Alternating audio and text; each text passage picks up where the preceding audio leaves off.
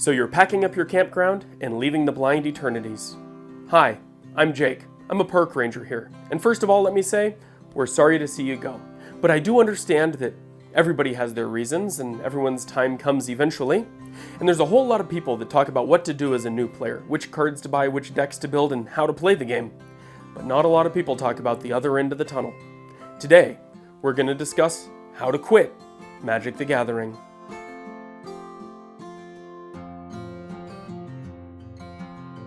So before we talk about the how of quitting Magic the Gathering, I think it's important that we talk about why we quit Magic the Gathering. And before I say anything else, I want to say whatever reasons you have for leaving the hobby are valid. Don't let somebody convince you out of it. If you've made the decision that Magic isn't right for you, for whatever reason, that's okay. I've had friends quit forever because they didn't like the 8th edition border. I've had friends quit because Jace the Mind Sculptor shouldn't have been printed. It creates uninteresting gameplay and it's too powerful of a card for the formats in which it was legal. Whatever your reasons are, that's okay. I've had friends quit because they wanted to go on a cruise and needed to get the amount of money to do that. But let's talk about how we quit Magic the Gathering. And I think depending on what your reasons are, your approach in quitting the game will look very different.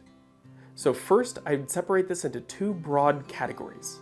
The first being financial reasons, and the second being non-financial reasons. And I know that's a much larger bucket, and it can be an extremely varied distribution of reasons to quit. But we're going to take the simple one first.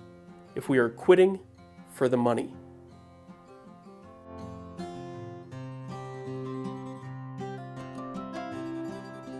So when we say we're quitting Magic for financial reasons, that encompasses a broad set of rationales. The first might be because we view Magic as a speculation vehicle. We bought into it as something that accrues value over time, and we are looking to make a good return on investment. If that's the case, play it like the market. If you decide that now's a good time to get out, make your money back, take your return, do it. That's fine. If there's sentimental value beyond that, maybe there's other considerations. But broadly, if you view Magic as something that is worth money, and you are only looking to collect for that purpose of making money, if you see a good window, go for it. And that's okay. If you are looking at Magic as something that can give you the money that you need for an unexpected expense, real life comes first. Always. Magic is a game, it's really fun to play, it's a great community, but all of those things exist without the dollar signs. You can play Magic on $5 or less. You can put a deck together and it's not going to be super competitive, but you can still have a whole lot of fun. And if everyone's on the same page of building budget decks and playing together for that community aspect, you can do that without the dollars. Don't hold on to something in a game that's worth money that can help you in real life. I see stories all the time of people saying that they had a collection of dual lands and they sold it when they went to college because they needed the money, and they're kicking themselves now because those cards that were $50 are now $700. And if you need the money, you need the money. And so it's okay to sell. Don't feel guilty about letting things go in the past. If you need to quit Magic for financial reasons, do it. If you have a baby on the way and you don't have time and you need the money and you can put it to better use, do it. That's okay. But now let's split Magic into the two categories of cards that are worth money and cards that aren't, because there's a whole lot of cards that aren't worth much. And if we're leaving for the money, sell these. Sell everything that's worthwhile. Anything that gives you a good return and allows you to stabilize whatever turbulence you have financially. But those cheap cards, if you like the game, hold on to them. Build a pauper cube. Throw together a few decks to play as a battle box, as kind of a board game environment almost with your friends. Whatever works for you, if you like the game, there's ways to keep a hold of it. And if you don't want to keep a hold of it, don't try to sell your bulk. it's not going to be worth much unless you are truly drowning in it. Find someone to give it to. Donate it to a junior high or a high school club.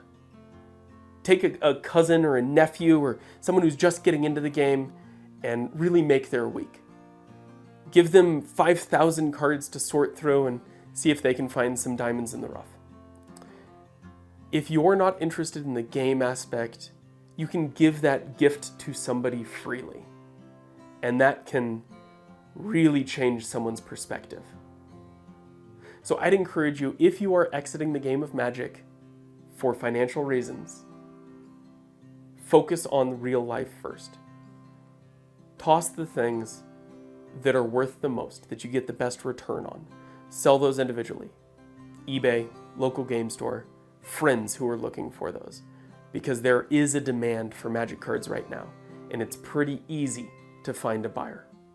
And for the rest of that bulk stuff, if you like the game, keep it and play with it. And if you don't, find someone else who likes the game and give it to them. Because the reality is a lot of that stuff is charged by the pound, and it's not actually worth that much. So make someone's day and have a huge, cool Christmas present waiting. But now let's step over to the other side of quitting Magic the Gathering. If it's not financially driven, whether it's the game or the style or the community, whatever is pushing you out, let's talk about how we leave the game on the other side.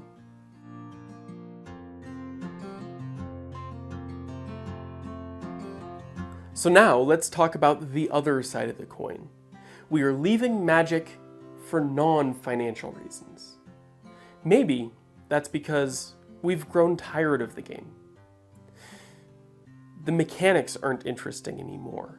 The new sets coming out just don't spark that emotion in us. And we've decided that it's time to step away. We've decided that we are done with Magic from a gameplay perspective. I would encourage you, if you were quitting Magic because of that gameplay experience, to not get rid of your cards. Box them up, keep them nice and safe, try to keep the termites out, find a back corner of the closet, and if your collection is way too big to do that, downsize a bit. Grab a few decks that are interesting or were interesting to you, a collection of playables, maybe your rare binder, and just put that in the closet. And everything else, give it away. If you want to try to sell it, go for it. If your collection is worth quite a bit, it might be worth it to sell, but you have no idea how life-changing that can be for somebody who's just starting off in Magic, discovering a love for the game, to be handed a box of 2,000 cards that are all competitive and playable and good. And then, years down the line, if you ever decide to come back to Magic, you have that collection. Or if the prices go up and you do need to get rid of Magic cards for financial reasons, you've probably made a good investment by storing those away for a few years.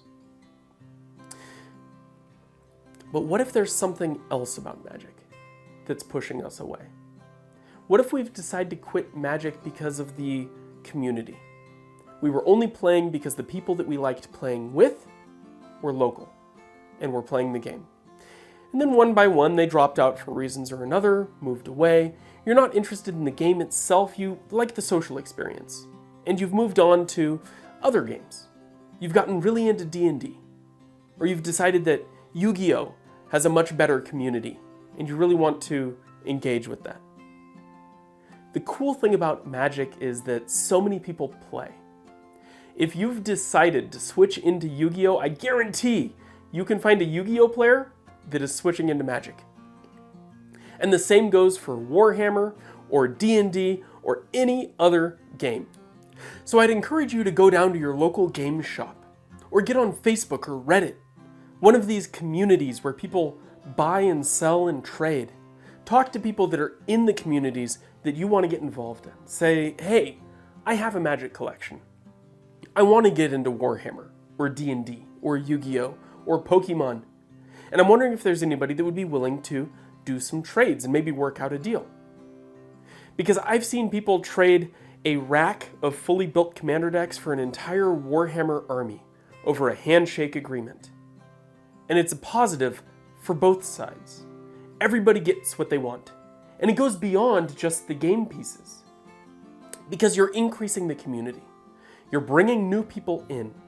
And you're expanding that sphere of friends and gameplay in ways that I think go way beyond just the cards themselves, just the miniatures themselves. And that's what this is all about. Quitting Magic doesn't mean the complete end of that experience. Because you still are friends with those people, and you can always step back into it. If you are leaving because that community changed, there's new communities you can find, and new ways of linking up with people. My entire circle of friends that played Magic dispersed after high school. And it wasn't until 2 or 3 years after college that my game group that got together on a weekly basis decided to just start exploring Magic. Trying out a couple things, seeing if it was a game that we might be able to play occasionally on those weekly get-togethers. I dug my old collection out. I hadn't gotten rid of any of my old cards, and I started building decks again. I built decks and just gave some away to the people in the group. And pretty soon, Magic was our go-to game. And we basically played a full commander pod every week when we got together, on top of whatever other games we were playing that week. Communities like that can really draw you in. And you might surprise yourself rediscovering some of these old hobbies. And so if you're leaving Magic for non-financial reasons, keep a hold of your cards, if you can. At least the ones that are sentimental to you. Because down the line, you're going to complain about the fact that you sold dual lands, or that you gave away all of your fetch lands because they seemed bad at the time. But the reality is the cards that you really care about are the decks that you remember winning the 10th edition pre-release with. The decks that you went to regionals with and played against some of the names you see on Twitch. The community in Magic is wonderful. And there's some really great experiences that can be had. And if you're leaving the hobby, I completely understand. I've done it a couple times myself. And I've come back to it, just like you might. Or you might not. And you might move on to other phases in life and make new discoveries. And that's pretty cool too. Because remember, those campgrounds, they're going to be there. Whenever you need them, you can always come back. Stay a little bit longer in the blind eternities.